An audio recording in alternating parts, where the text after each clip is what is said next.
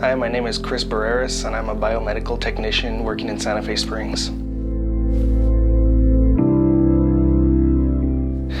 Well, in 2008, I was working for another company, and I had been experiencing these headaches all day, and I thought, okay, no problem, just, headaches, just tough it out, and once I get home, just take some painkiller, and then I'll be good. I was doing fine until I was coming to traffic lights. And then I found myself blacking out every time I was stopped at a red light and wouldn't even realize it. I didn't give it much thought. Okay, you know what, I have a headache, maybe I'm just tired, so I just took a nap, and sure enough, I was good. Then later on, about August, the headaches came back, but this time it was just excruciating. I was losing focus, I was disorientated, I was very nauseous. I remember my manager had seen me in that condition and told me to go home, so I did. As soon as I got home, I went to bed, took a nap, only to find myself waking up 2 days later. 2 weeks later, the same exact thing happened. I went to bed on Friday and then found myself waking up Sunday night, only this time with a different bedspread. Finally, August 13th, 2009, the week after the headaches had started, I was with my wife, well, she was my girlfriend at the time, take Claritin, and I did that one day, it was fine.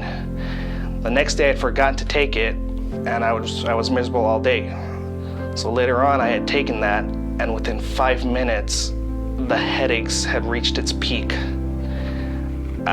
The pain was unbearable, and I'd already been miserable all day, but this was topping it. So finally, my mom had convinced me, you need to go to the doctor, So I was like, okay, fine, I will. So we get there, and they took a look at me and told me they couldn't help me. I needed to go to the hospital. I hadn't realized at the time how severe it was. I said, okay, well, I'll go. So on our way there, I was just drifting in and out of consciousness after having vomited 3 times. When I got there, the first thing they did was they did a CT scan, brought me back, tried asking me some more questions, and then sent me for a chest x-ray.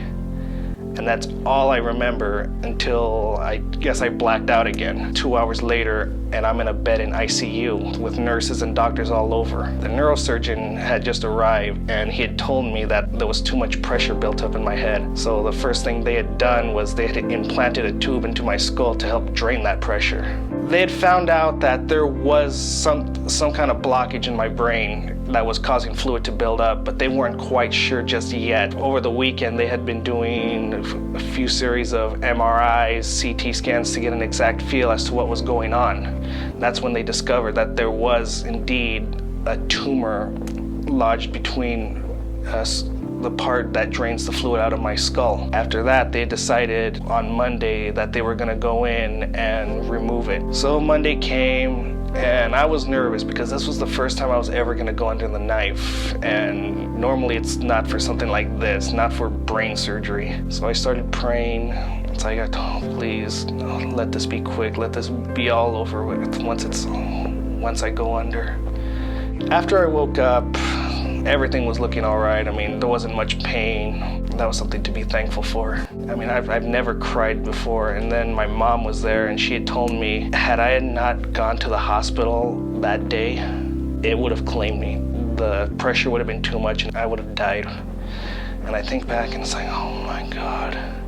So that means all those times I had the headaches, it could have been fatal. And I think, wow, it really was miraculous through His grace that it didn't claim me back then. So thankfully, after all that I went through, I was completely healed. However, I was uninsured at the time of my hospital stay. So once I had been discharged, came the issue of dealing with all the bills that were going to come in. And then the first bill came in for my radiology, which was quite hefty.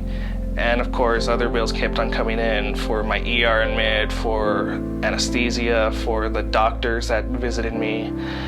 But the one that stuck out like a sore thumb was the hospital bill. That one came in at a little over $250,000. And I was like, oh no. Mentally, I was just in complete disarray. I didn't know what to think.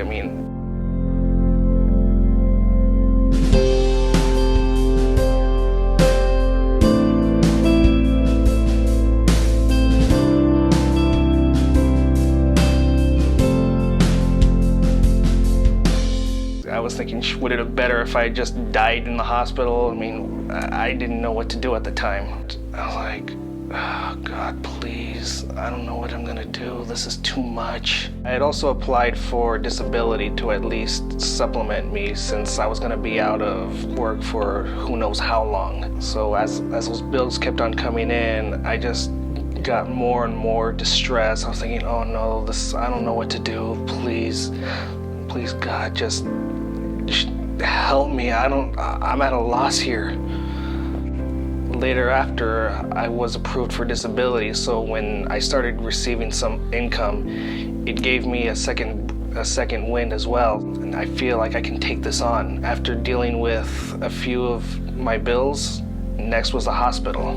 It was 2 months after that, I got a letter in the mail that stated that I had been approved, and what went from $250,000 went out to just a little bit over $2,200, less than 1% of what I actually owed. When I saw that letter, I was like, oh, thank you. And that's when I realized, you know what? This just doesn't happen. This is truly a miracle. I mean, for me to go from near financial ruin to just owing less than a percentage of what I actually owed, I knew right then and there, someone really is watching out over me.